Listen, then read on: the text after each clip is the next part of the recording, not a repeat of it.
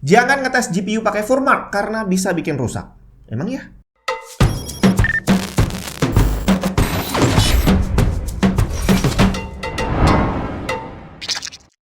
Windows kamu masih bajakan? Ganti original, malulah. Karena sekarang kamu udah bisa beli lisensi Windows original pakai GoPay dan OVO di cdkeysales.com. Tinggal klik link di bawah, masukin keranjang, tulis kode voucher TNT untuk dapat diskon tambahan, check out dan pilih metode pembayarannya. Kalau udah selesai, kamu akan dapat lisensi Windows original yang bisa langsung dipakai untuk mengaktifasi Windows kamu. Bukan cuma Windows, di cdkeysales.com kamu juga bisa beli software dan game original. Link lengkap ada di deskripsi. Buat yang belum tahu Furmark, dia adalah salah satu software yang cukup ringan yang bisa digunakan untuk melakukan benchmark ataupun stress test pada GPU. Dan biasanya orang-orang yang membutuhkan Furmark ini adalah kamu yang membeli GPU second. Jadi pengennya cepet-cepet dites pakai program yang bisa bikin GPU-nya load 100% gitu ya. Dan udah dilihat apakah normal atau enggak. Tinggal permasalahannya kalau kamu adalah orang yang merasa butuh untuk menggunakan Furmark, apakah artinya sama dengan kamu memang beneran butuh Furmark? Soalnya banyak orang yang bilang kalau Furmark ini bisa merusak GPU. Makanya banyak seller yang ngasih warning nih di lapaknya kalau sampai GPU-nya dipakai untuk Furmark dan rusak, garansinya hangus. Nah, di sini dari sisi pembeli itu akan berpikir bahwa waduh, berarti kalau nggak boleh Furmark, GPU lu kenapa-napa dong? Kenapa dijual gitu kan? Nah, kira-kira mana yang benar? Apakah Furmark memang bisa merusak GPU? Jadi saat kita membeli sebuah GPU second gitu ya, yang harus kita lakukan pertama kali adalah memang memastikan bahwa GPU-nya itu bisa berfungsi dengan normal. Dan sayangnya waktu kita untuk melakukan pengetesan memang sangat terbatas. Kalau di marketplace berarti cuma dikasih waktu kurang lebih 2 hari aja gitu ya. Nah, dalam waktu 2 hari itu, dan mungkin juga nggak full 2 hari karena bisa aja barangnya sampai di saat kita masih lagi kerja gitu kan. Jadi akhirnya baru besoknya kita bisa ngetes dan waktu untuk pengetesan itu semakin sempit. Nah, Furmark ini adalah salah satu tools paling ringan yang bisa kita gunakan. Jadi kalau kamu pengen nge-game nih ya, ngetesnya pakai game dan kamu belum nginstal game apapun di situ, jadi kamu harus nginstal dulu nih beberapa puluh GB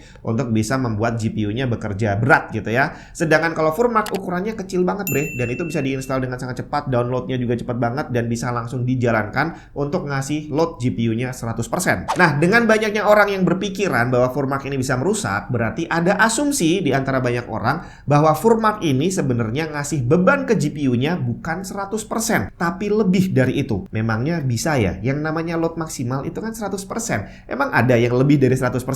Ada bre. Kita lihat nih, saya tes dari CPU aja. Pertama kita lihat, saya gunakan CPU Z.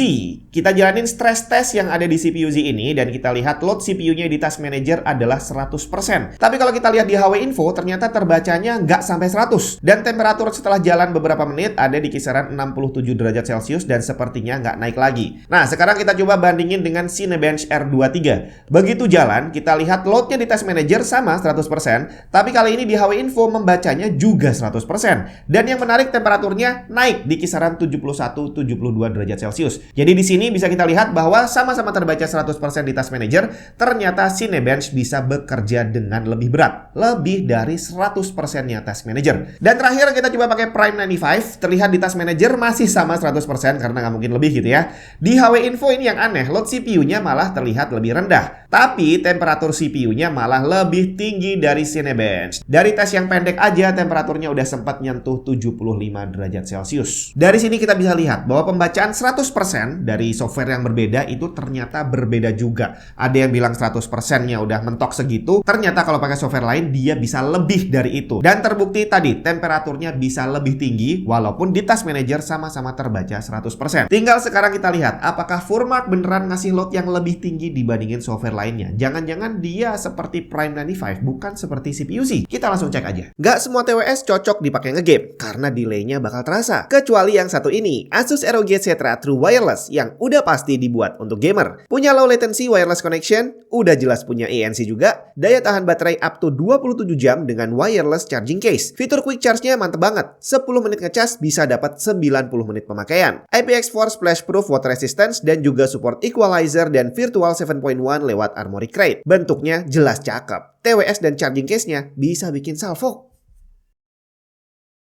Pertama kita lihat bagaimana kinerja GPU saat menjalankan Furmark. Di sini terlihat bahwa GPU load-nya saat menjalankan Furmark udah hampir full 100% dengan memori controller load di kisaran 84%. Temperatur naik bertahap tadi 70, 71, terus naik sampai menyentuh 78 derajat Celcius setelah jalan sekitar 4 menit. Nah, sekarang kita bandingin dengan menjalankan 3D Mark Speedway. Tesnya cukup pendek, nggak sampai 2 menitan, dan kita lihat temperatur di akhir tes udah mencapai 73 derajat Celcius dengan GPU load-nya yang sama-sama hampir 100%. Dan kalau kita lihat di GPU-Z, memori controller load-nya selama jalanin Speedway juga di kisaran 80-an%. Jadi seandainya nih Speedway tesnya ini berjalan lebih lama lagi, kemungkinan temperatur GPU-nya juga akan menyentuh 78 derajat Celcius seperti pada Furmark. Sekarang gimana dengan gaming? Saya praktekin pakai game Avatar Frontiers of Pandora yang sudah saya jalankan sekitar 10 menit. Di sini terlihat GPU load-nya sama, hampir 100%, dengan temperatur udah di kisaran 78-79 derajat Celcius. Jadi dari ketiga skenario ini terlihat bahwa ternyata Furmark tidak lebih berat dibandingin dua software lainnya. Kamu pakai 3D Mark kalau dibablasin tesnya juga akan nyampe temperatur 78, dan saat dipakai nge-game ternyata temperaturnya juga sama seperti saat digunakan untuk Furmark. Jadi dari sini kita bisa ambil kesimpulan bahwa secara software Furmark tidak lebih beresiko dibandingin dengan software lainnya.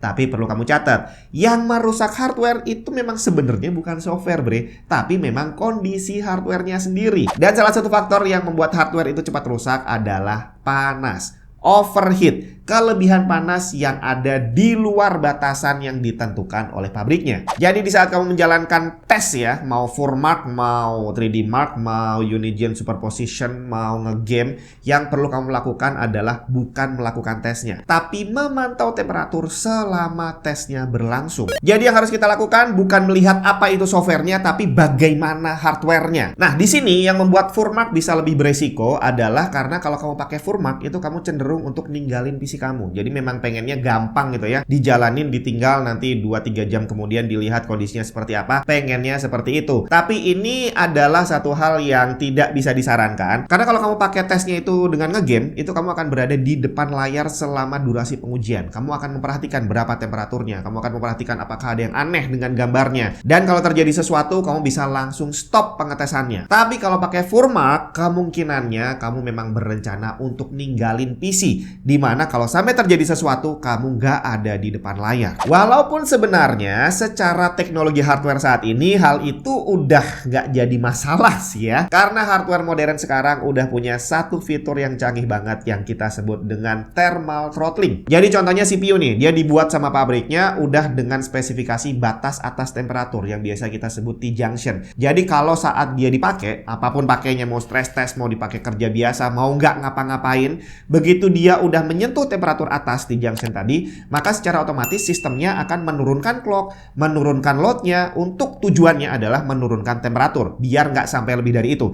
Tapi kalau ternyata nih kondisinya ekstrim banget, di mana menurunkan clock itu ternyata nggak bisa menyelesaikan masalah, maka sistemnya akan otomatis crash untuk mencegah kerusakan. Dan hal yang sama juga sudah ada pada GPU. Jadi begitu GPU ini menyentuh temperatur tertentu, maka secara otomatis sistemnya akan menurunkan clocknya atau menurunkan loadnya untuk menurunkan temperatur. Tinggal batas atas temperatur atau T-junction ini akan berbeda untuk setiap GPU. Cuma ada zamannya. Jadi dulu itu sempat memang ada masanya di mana thermal throttling ini belum ada di dalam hardware. Jadi waktu itu memang benar, stress test punya kemungkinan besar untuk merusak hardware, karena di saat terjadi overheat tidak ada mekanisme failsafe untuk membatalkan hal itu. Jadi begitu temperaturnya naik, kalau nggak manual di stop, dia akan naik terus-terusan dan akhirnya akan merusak atau membakar hardware. Tapi hari ini hal itu seharusnya sudah tidak ada. Jadi dari sini secara beban kerja yang diberikan pada GPU, Furmark, terus synthetic benchmark ataupun real gaming,